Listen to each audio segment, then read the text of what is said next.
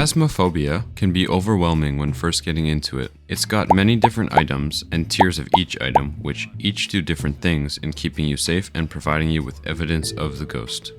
24 different ghosts, each with unique abilities and evidence, and much more in this complex ghost hunting game. And in this video, I'm going to go over all the basics that I wish I knew before starting my Phasmophobia journey.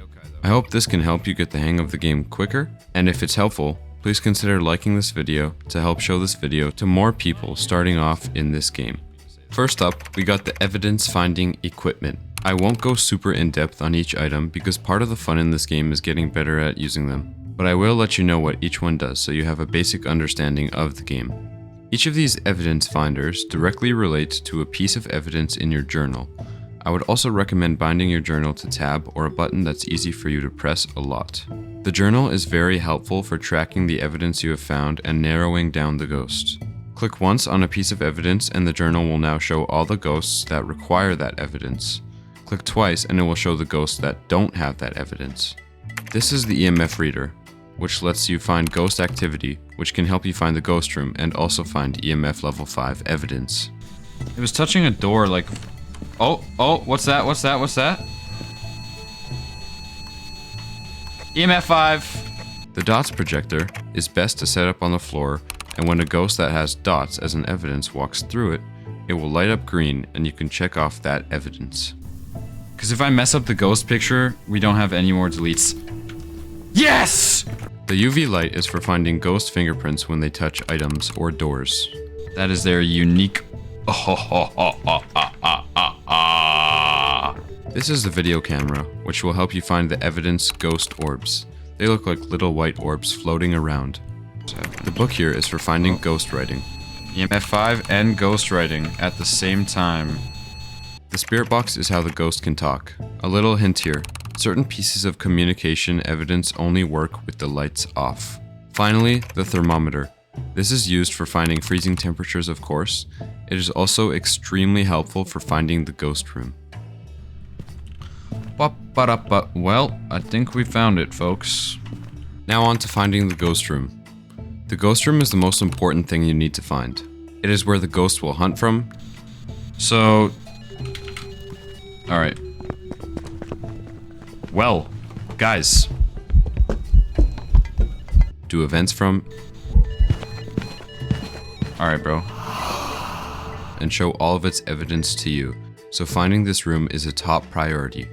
Technically, all of these evidence finders can help you find the ghost room, as the ghost can only communicate with you from that room, but some are more consistent than others. The best one for finding the ghost room is the thermometer. The reason for this is because even if the ghost doesn't have freezing temperatures as its evidence, the ghost room will always be significantly colder than the rest of the house. Okay. Oh, this is the ghost room. This one right here.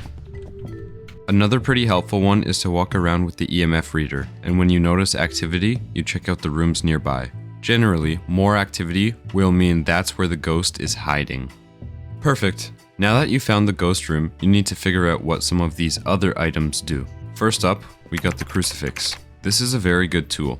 Once you find the ghost room and do not want to get hunted, you can set it up inside and the tier 1 crucifix will prevent it from one hunt if it tries to hunt inside its range. We need blew out one candle. Oh. Yeah, it's not an on-rail, not an on-rail. I need to get for incense, I need to get incense. Salt is used for testing specific ghosts, which I won't get into. I'll let you figure that out on your own. It is also used as a good way to track where the ghost is, and good for taking pictures. Speaking of pictures, the photo camera is used to take a picture of any interactions with the ghost, which will give you more XP at the end of the round. The flashlight can be used to test specific ghosts, as well as give you a nice source of light. The igniter is used to light firelights and incense. A firelight is a good way to get interactions with the ghost, complete objectives, and test specific ghosts as well. Incense is a very strong item that you will use a lot. When in a hunt, you can burn the incense, which will cause you to be invisible to the ghost for a few seconds, giving you time to gather your bearings or run away in fear. Headgear allows players to view your point of view from the truck. The motion sensor is a good way to track where the ghost is and where it roams to. A parabolic microphone can help you hear the ghost from across the map. It's a good way to know when the hunts are starting, when the ghost is roaming, also for completing objectives and testing specific ghosts. Sanity medication, I'll let you figure that one out. The sound sensor basically just detects sounds, which can allow you to track the ghost activity from the truck with the sound monitor. And finally, the tripod. Setting up the tripod with a video camera allows you to watch wherever you set it up, from the safety and comfort of your truck. Those are all of the items in Phasmophobia, but be careful because ghosts can track electronic equipment. There are also cursed items in this game, but figuring those out on your own is super fun. For me, when starting up, the most confusing thing in this game was the truck and what to do with everything. Now that I've covered all of that, you should feel more confident in your ghost hunting abilities. I won't go over traits of ghosts or any items past tier 1, but if you would like to see a video of that in the future, let me know in the comments. I will now go over some key mechanics that, if mastered, will save your life many times. The first and most important one is called looping.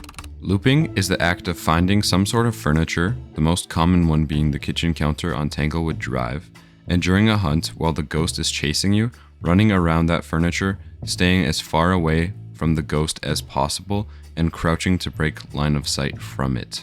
The reason you crouch is because most ghosts in this game will speed up over time if they are looking at you. The counter on Tanglewood Drive is taller than you when you are crouched, so the ghost will not be able to see you and all you have to do is loop it.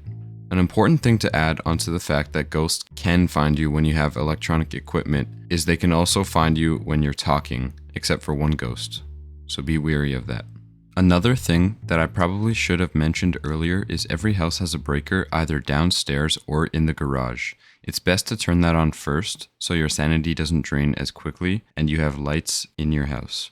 A good thing to know is that most ghosts cannot hunt until your sanity is 50% or lower. Let me know what other guides you would like to see in the future down in the comments, whether that's more beginner guides or in-depth on specific things in the game. I hope that this video helped you feel brave enough to play this game for the first time, and I wish you happy hunting.